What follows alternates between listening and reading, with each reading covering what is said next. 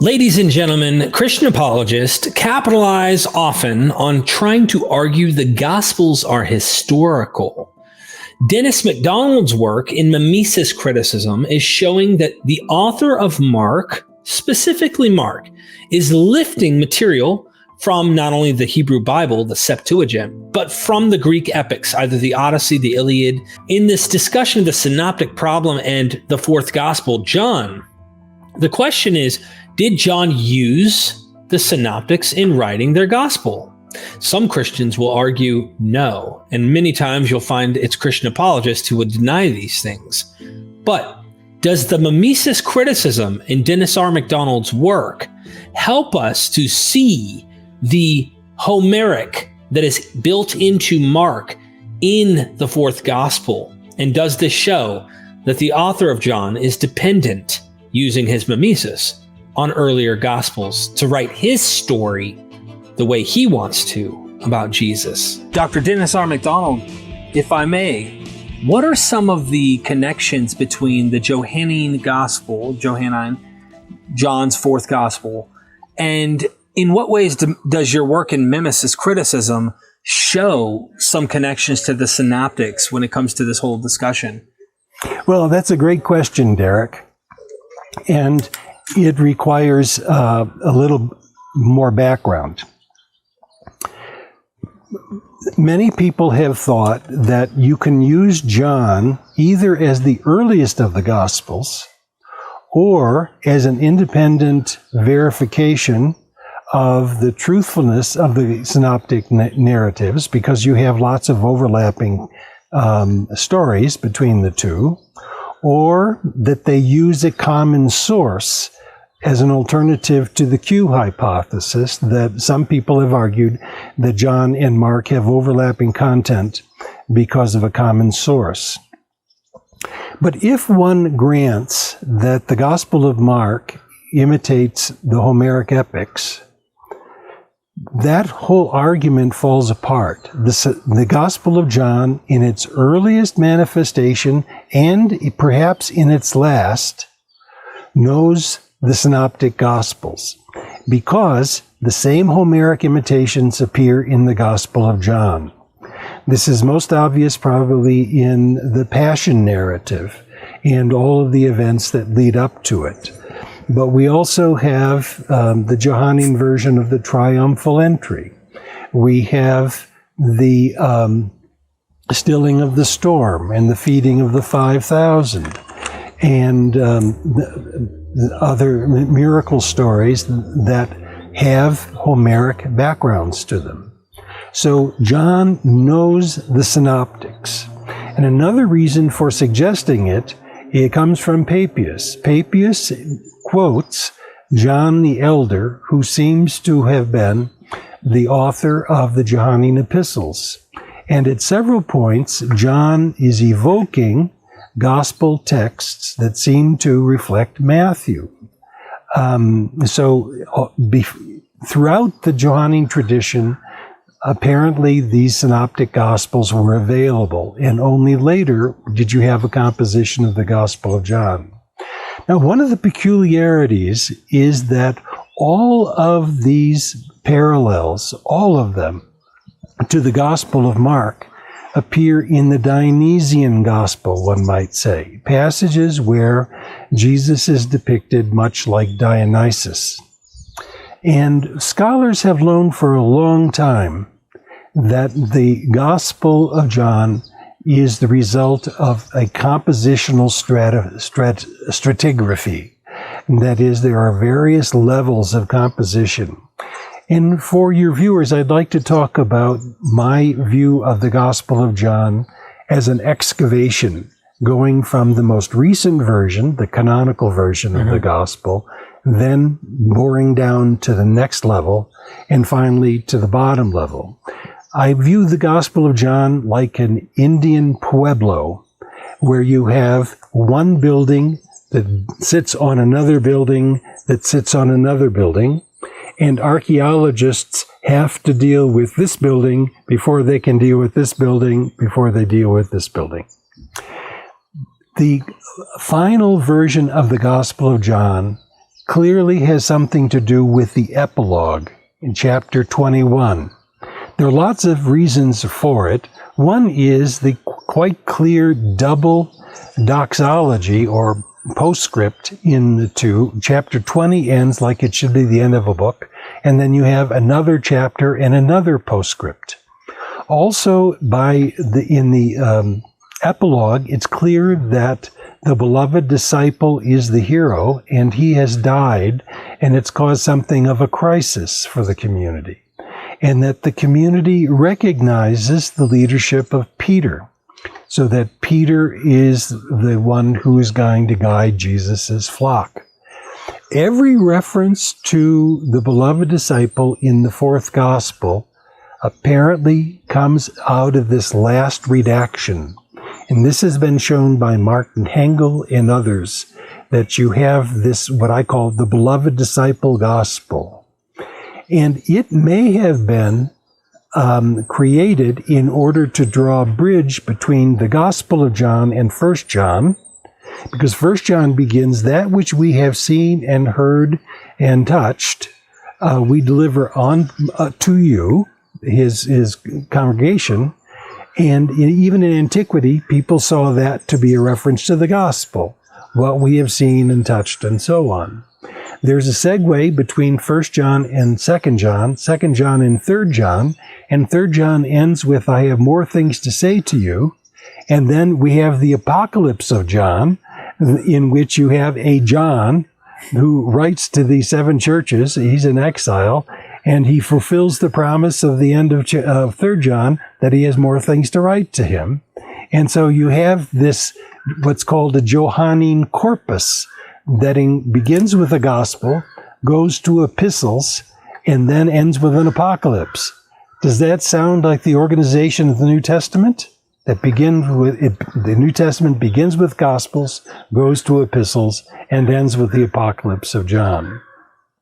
But quite apart from that, we find another layer that is viciously hostile against Jews. There are 3 indications that the Johannine Christians have been excommunicated from the synagogues, and they are very bitter about it. And this level is where we find the most hostile treatments of Jews. You are of your father the devil, he was a liar from the beginning. And this polemic, before Abraham was I am, Jesus is the new Moses. Most of the biblical passages come out of this layer but there's nothing in it that's Dionysian. And then we get this other layer that has most of the parallels to the Synoptic Gospels, but it also has the changing of water into wine, the episode of Jesus and the Samaritan woman, and he offers her living water. The Eucharist as being Jesus' blood and flesh. Mm-hmm. And also the famous prologue, where it's similar to the prologue of Euripides' Bacchae, and so on. In my view, the Dionysian Gospel was a supplement to the Synoptic Gospels to make Jesus a donor deity like Dionysus.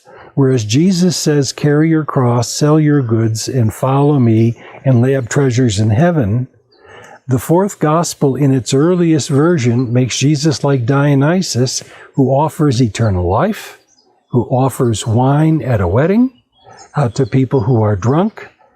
Jesus is a party animal in the Gospel of John in a way that he's not in the Synoptics. But in that, so this is the excavation, but now I'm going to rebuild the history of the tradition. In that earlier stratum, which is a kind of supplement to the Gospel, the Synoptic Gospels, there's no criticism of the Jews as a whole. In fact, but it's written for Gentiles, but the Jews are not demonized.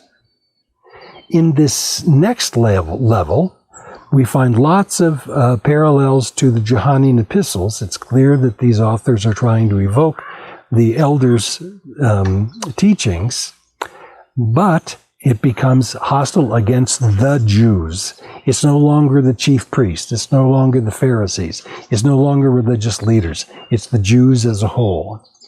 And the final edition comes along, and it's irenic. It's trying to make nice.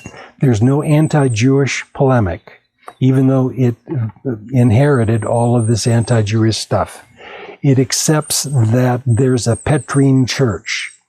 And the final verse basically admits multiple gospels. I guess the whole heavens would have to be a manuscript, in other words, to hold all the things that could be written. But this is what the beloved disciple said, and it's the one that we're basically going to privilege. Now, scholars have in the past teased out these various strands by using literary methods, vocabulary and the style and so on.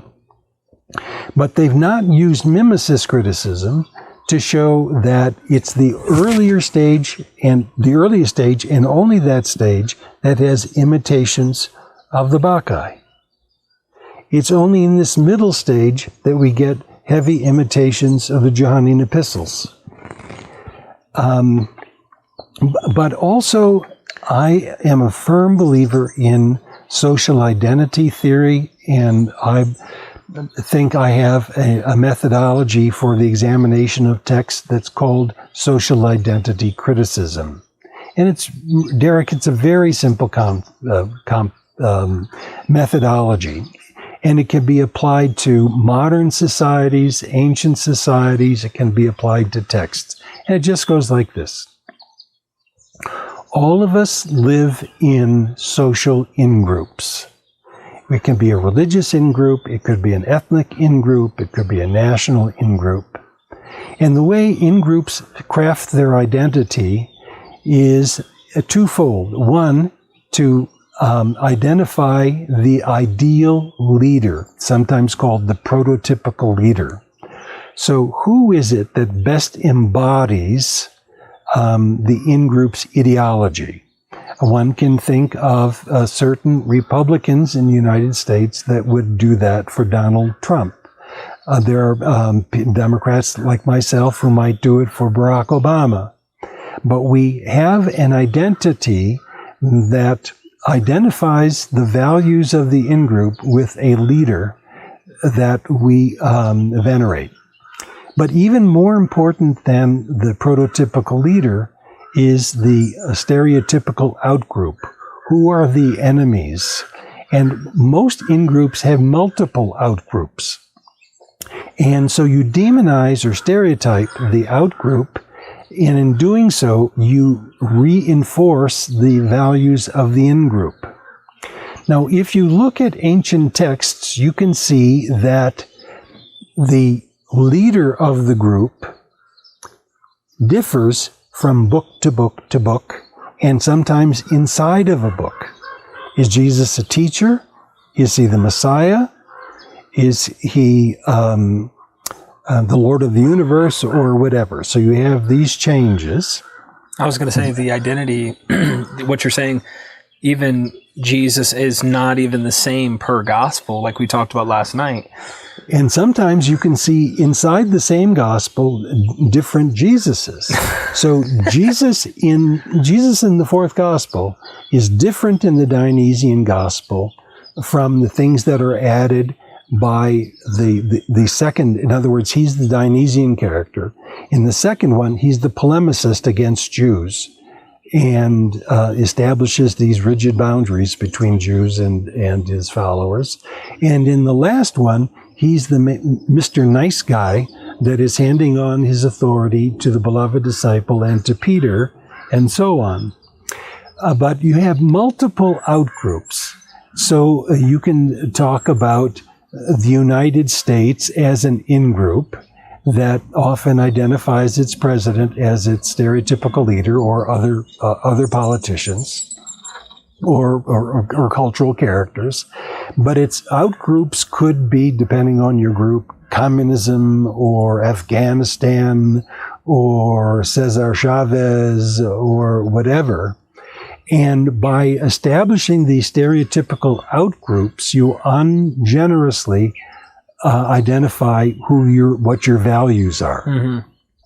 So kind of doing a little bit of a reversal there, you can find out what the in-group of the literature is based on who their enemies are. That's right. You can think of it as looking in a mirror, and you get the mirror image of yourself because the person you're looking at in the mirror is the reverse of yourself. Right. So that you get your reflection by seeing the reverse reflection in the mirror. It's now, with the Dionysian gospel, the first gospel, the bad guys are Pharisees and chief priests, but not Jews as a whole. And even the Samaritans are not bad guys. You move to the next one, it's the Jews who are demonized and stereotyped as children of the devil. Mm-hmm. And so that tells you something about the in-group and their leader. And the last one... And it may give you dating too, but go ahead. Yeah, that's right. And in the last one, you don't have any clarified out-group members, except if it's a part of a corpus. You could say Rome becomes the bad guy because of the apocalypse of John, and fearful of the empire, and so on. So most of the stratification of the Gospel of John has been done on literary grounds, but I think you can do it on social identity grounds for this reason, and you can do it in terms of mimesis. What texts are important to imitate at each stage? And you can do it also in the synoptic gospels. The enemies in the Gospel of Luke are different from the enemies in Matthew, for example. And you can see this in the Acts of the Apostles, who the bad people are. And so I'm just getting sunlight, right? Yeah. The sun does come. But anyway, this gives you... So I'll end it here. The Gospel of John probably has 3 strands, and they're identified in terms of literary features, social identity, and mimesis, what they're imitating. And you can't say that the Gospel of John is independent of the synoptics, because the authors imitate passages in Mark, especially, that already have imitated Homer. So you have Homeric radiation going from the epics to Mark to the Johannine Gospel, and these are not independent traditions. So that's the story. Thank you, Dr. MacDonald.